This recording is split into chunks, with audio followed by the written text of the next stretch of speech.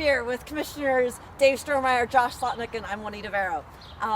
We are here at the X's. That's what I know it as colloquially, but what's the proper location? It's the Northern Pacific train station at the north end of Higgins Avenue in downtown Missoula, Montana. And we're today going to talk about passenger rail. And we're really fortunate within our triumvirate here, we actually have an authority. Our friend Dave, okay. who has led this project. I've heard of passenger rail, yeah. So Dave, where are we at in this project right now? This is super exciting. I cannot think of a time in my lifetime, at least, and maybe multiple generations, where we have been as close to actually getting passenger rail service back here to southern Montana.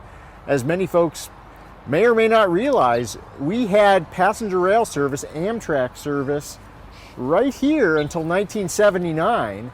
The railroad came through here in 1883, the Northern Pacific Railroad, and through most of the 20th century, we had passenger trains that you could get on and get off of right here in our very own Garden City. So what needs to happen? Well, this has been a big year. So in November of last year, Missoula County led the charge in establishing what we have called the Big Sky Passenger Rail Authority. This is a consortium of 13 counties presently, stretched across the entire breadth of the state of Montana, from Idaho to North Dakota. Urban, rural counties, conservative, progressive.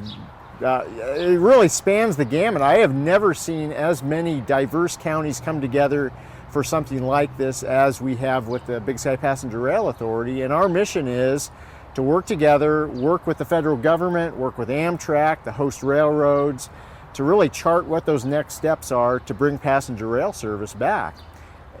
And one of the things that's happening as we speak in the U.S. Congress this very day, in the month of June, today, as we speak, Senate Commerce Committee is discussing the possibility of putting real dollars towards examining routes just like this one to chart out what will the next steps be to implement that infrastructure necessary to support passenger trains.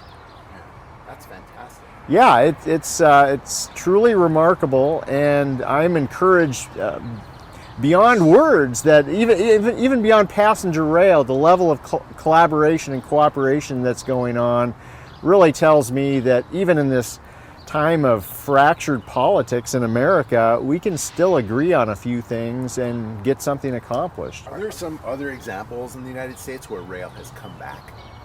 You know, very few. In fact, what we are talking about right now would be the 16th long-distance passenger rail route. There's 15 routes currently, long-distance routes, part of the national network. And I am not aware of any that have come back in recent history, and we think that it's long overdue that happened, because there's no reason to think of passenger rail any different than our interstate highway system. That's a system, just think about it, if during the Eisenhower administration we took the same approach to our interstate highways as some are today with passenger rail, we'd still have gravel roads out here. Interstate highway systems are just that, interstate. They're part of our national network of transportation. That's exactly what we're looking for here. And we just need to get over the idea that sometimes the question comes up, will it pay for itself? Well, it will pay for itself just like every other mode of transportation that moves people in this country pays for itself. It does not. It requires public investment, and that's okay.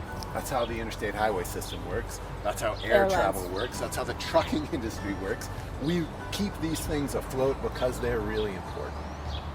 They're really important, and I think another thing that we've learned this past year during the midst of this pandemic is that it's okay, and in fact we can still embrace bold visions.